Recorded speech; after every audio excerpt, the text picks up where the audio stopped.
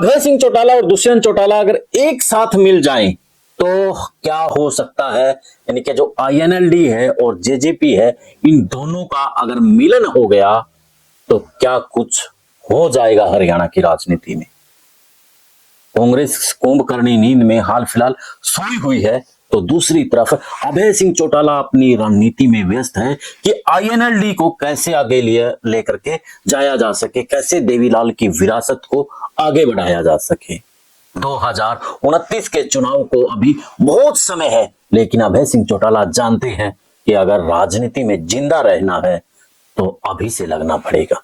और दुष्यंत चौटाला भी इस वक्त समझ गए हैं कि परिवार से दूरियां उसके लिए और उसके राजनीतिक करियर के लिए बेहद खतरनाक साबित हो सकते हैं। और जो अब ये वक्त है, कांग्रेस सोई हुई है, बिल्कुल वो सुस्त हालात में है, अब बड़ा मौका का फायदा उठाया जा सकता है, मौके पर चौका लगाया जा सकता है। तो क्या दोनों परिवार अब एक होकर के बदलाव के लिए, अपनी राजनीति को आगे लाने के लिए एक होंगे? इसी पर आज की चर्चा रहेगी। चर्चा से पहले कमेंट करके आप भी बता दीजिए कि अगर अभय सिंह चौटाला और दुष्यंत चौटाला एक साथ हो जाए तो क्या कांग्रेस की जगह हरियाणा में वो फिर से अपना विकल्प, यानी कि जनता का विकल्प बन सकती है? कमेंट के साथ में चैनल को फॉलो, शेयर और सब्सक्राइब भी कर लें ताकि प्रदेश की जुड़ी हुई खबरें आप तक पहुंचती रहें। सभी को नमस्कार, राम राम। मैं कुलदीप खंडेलवाल, द विश्व प्रेम न्यूज। देश की राजनीति के साथ में प्रदेश की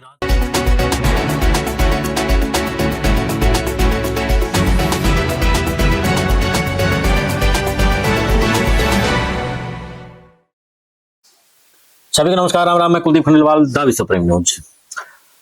देश की राजनीति के साथ में प्रदेश की राजनीति भी कांग्रेस को लेकर के इस वक्त चर्चा में है। और चर्चा में इसलिए है क्योंकि जो कांग्रेस के दिग्गज नेता हैं, बड़े लीडर हैं, बड़ी लीडरशिप है, वो सुस्त हो चली है।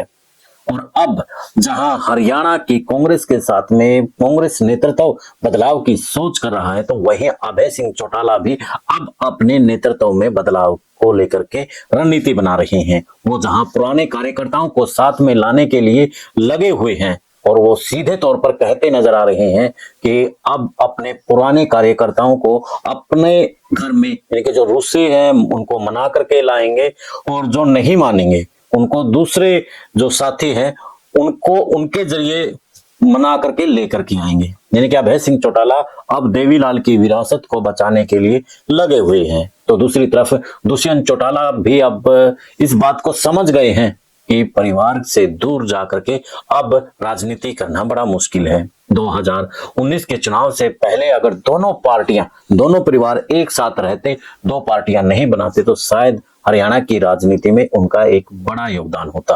यानी कि वो 2019 के तो नहीं, लेकिन 24 में वो सरकार बना सकते थे।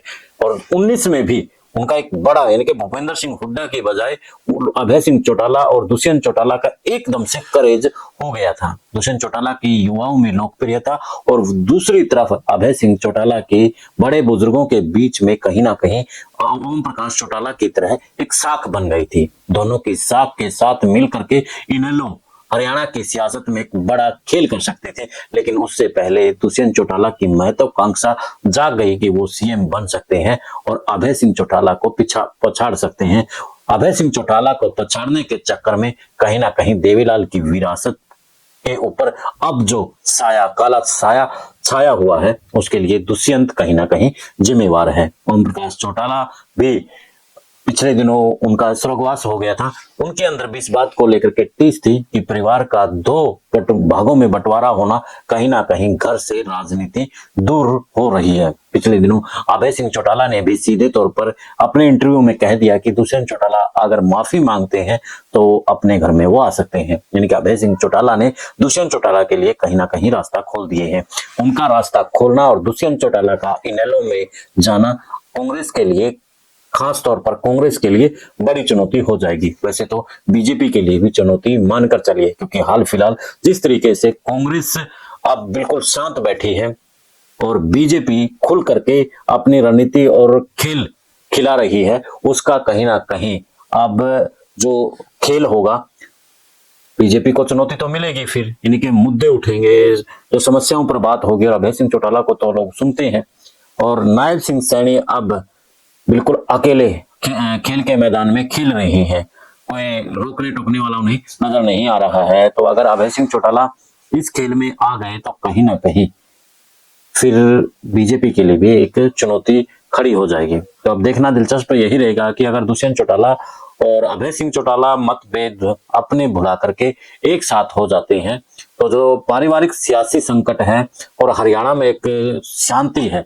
वो कहीं ना कहीं एक क्रांति में खड़ी होती नजर आएगी, और फिर से हरियाणा की राजनीति में एक गहमा गहमी नजर आएगी। खैर, आप भी इस मामले में क्या कहते हैं, अपनी राय जरूर दीजिए। देश और प्रदेश की खबरों के लिए देखते रहिए विश्व प्रेम न्यूज। दें इजाजत, फिर मिलते हैं एक नए मुद्दे, एक नए विश्लेषण के साथ। जय हिंद, जय भारत।